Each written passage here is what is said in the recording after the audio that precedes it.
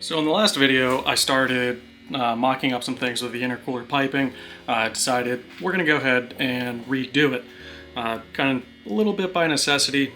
So I'm going to be starting with the lower charge pipes and kind of work my way up, see if I want to do anything with the upper charge pipes as well, or just only do the lowers and kind of leave it as it is to get it going. I already did go ahead and actually cut and modify one of these intercooler pipes. This one's for the passenger side. And you can see here, I ended up doing this 90 and a 45. So we're gonna go ahead and get this tacked and test fit it.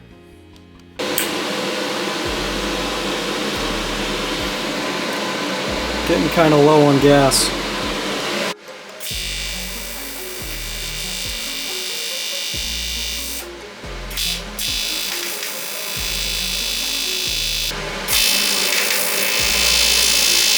Okay, so we have it tacked up. Now we can go ahead and test fit it on the car. See here. The fit up here definitely could be better, but you know what? I'm not super concerned about it. So with where it's gonna sit, it's gonna have this slight angle to it. Kind of like here in that same position. Pipe sits here coming out. So what I'll probably do is I'll actually cut a small angle into this pipe and bead roll it, but this should actually work. So we're gonna go ahead, get this first intercooler pipe cleaned up and get to welding it. So I already went ahead and hit this with a wire wheel. Now what you can do is go ahead, grab a rag, and one of two things you can use to clean is either this Dynaflux aluminum and stainless cleaner. It works okay, and then the other thing I also will use is acetone. So we'll go ahead, get this all finished being cleaned up, and get to welding it.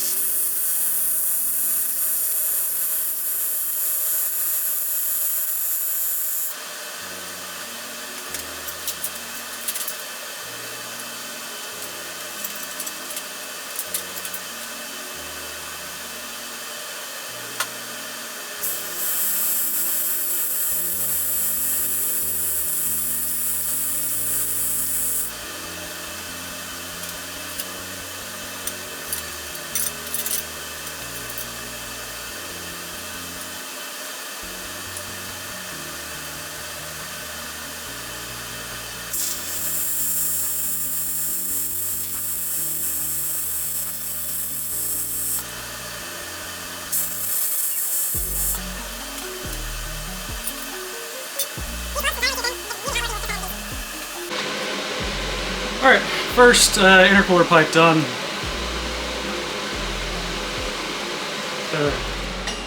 Shut this up. Yeah, so this was the intercooler pipe that was on the car last, just modified, shortened, cut up a good bit. But this still is going to need bead rolls so that it can be like this. I have a bead roller at work, so I'll bring this with me, go ahead bead roll it tomorrow, and be good to put it back on the car. But we can continue on with the other intercooler pipe, because there's other ones I want to do now. Alright, so for the next intercooler pipe we're going to do, it's going to be the driver side lower intercooler pipe that's going to come in on the right. I've got this scrap piece here, which doesn't look too terrible, but it does have a hole in it. So I'm going to start by cutting this, get it fitted up, and it's nice already a bead rolled pipe. We'll get this kind of test fit where we think it's going to work well, and then it's probably going to be a pretty simple pipe where it's just going to be a 90 and then another 90, maybe angled and cut however it needs to be. But I do have a 45 if I need to. So let's go ahead and start getting this cut.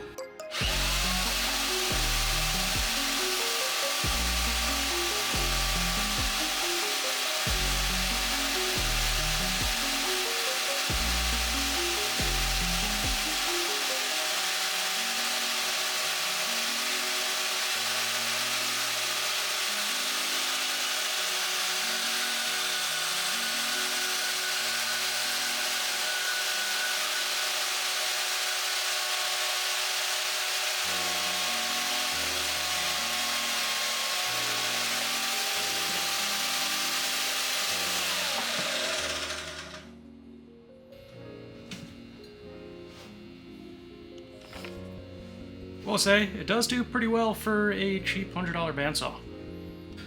Okay, so taking a look at it, this is actually going to be the one that has to be going off the intercooler.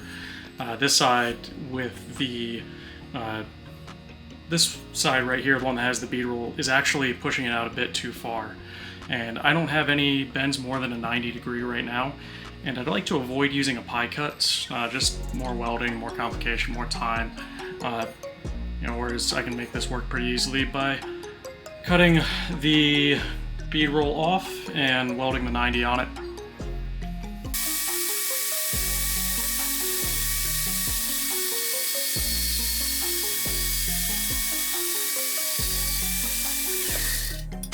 Alright, so went ahead and quickly got this tacked up. I'll show you guys here. So it's going to sit right about there.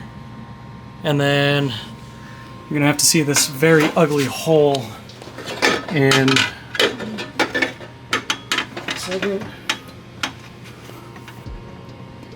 And it's going to come through here, and that'll go right to the throttle body. Next up is the intercooler pipe to the throttle body. So with this one, we need to cut it here, and then we're also going to cut it here.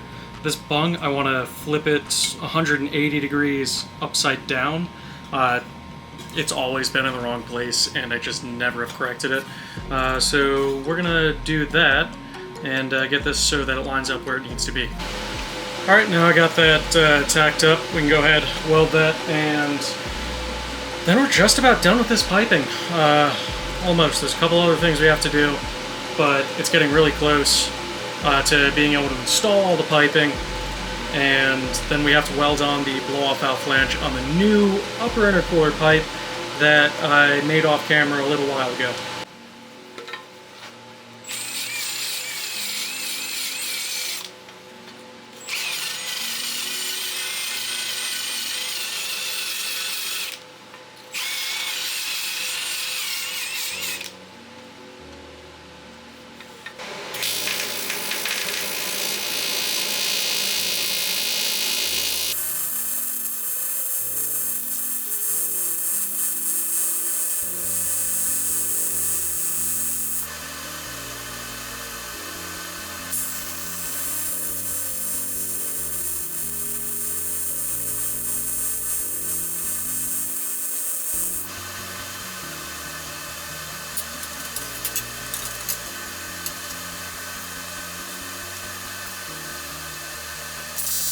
So, show you guys what I have going on here now. Okay, so we have this pipe completed. So this pipe isn't actually bolted all the way in, so that'll get corrected there, but make sure that lines up where it needs to. I'm gonna probably rotate the turbo just a bit. I don't have enough couplers, so I need to get a coupler for this pipe, and I don't have this one in. But this one is going to end up being, whoops. So what I'm going to do is shorten this intercooler pipe a little bit down here, and maybe a little bit on the other end as well. I can kind of play with how I want to rotate it, but it's going to end up kind of in this vicinity here, and then I'll clock the turbo a little bit more, try and get a little bit more room there. But the intercooler piping is mostly wrapped up, so I need a coupler for my intake tube. I have an idea there. I think I'm just going to do a straight and then a 45. Put the intake kind of somewhere right around here.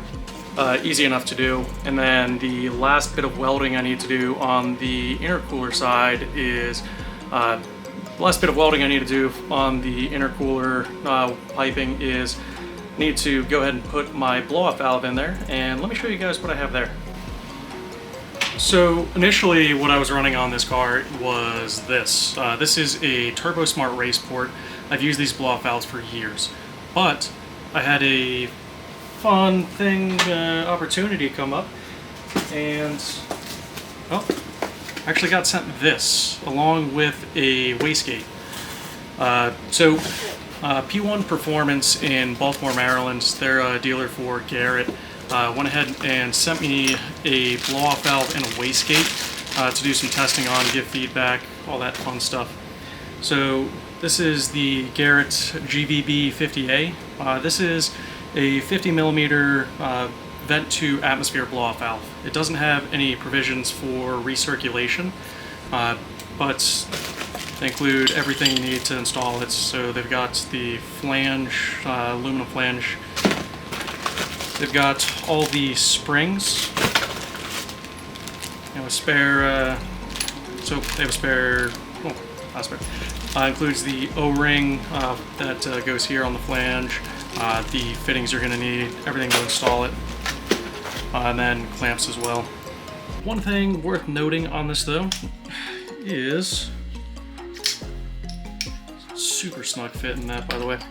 So the GVB50A does say, well, Garrett does say that this blow-off valve does fit competitor flanges.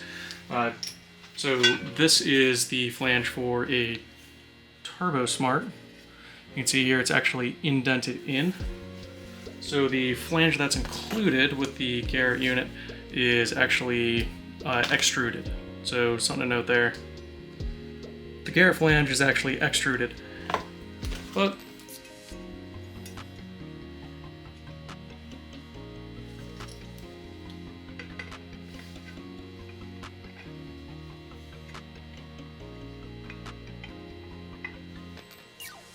so, I don't have a tile flange on hand to compare it to. My guess is that it likely fits a tile, the tile 50 millimeter blow-off valve. It's probably a very similar flange to that.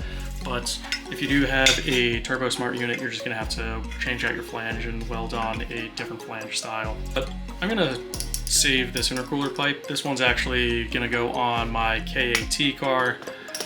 Is gonna end up sticking with it. So be reused on another car. Along with my Turbo Smart Hypergate 45, I have a Garrett 45 millimeter external wastegate right now, which I do need to make sure fits. All right, now this is the GVW 45. This is going to be replacing the Hypergate 45 that's on this car right now. And the big thing is I actually already had this manifold. It was made around the Turbo Smart flange. Taking a look at it, you can see here, make sure you always put your firing in your wastegate, by the way. I've seen it happen before. You're going to underboost like crazy and you're going to be really laggy. This one is a little bit more important that the flange fits. So right here, this is my manifolds from my KA. And this actually has that same Turbo Smart flange on it. Now, important thing, it sits nice and snug in there. Flange sits perfect.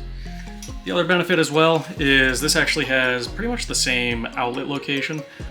Not as important if you're running a dump to atmosphere external wastegate setup, but if you are a recirculated wastegate, this is important. You want to make sure that's going to be in the same location, otherwise you're going to end up redoing a lot.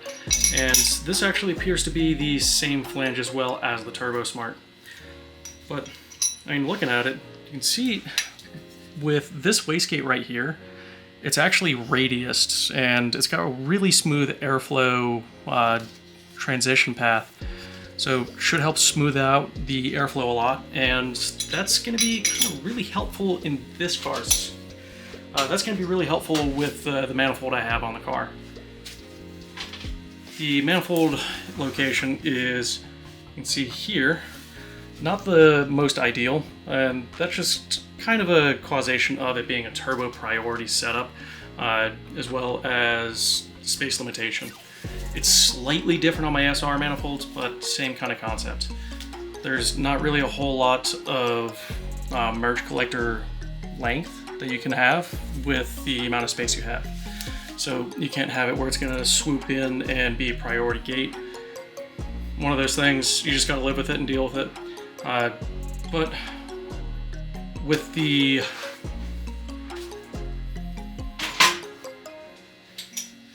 hope here is with having that more efficient style outlet, it's going to help it so the car is going to not boost creep so much.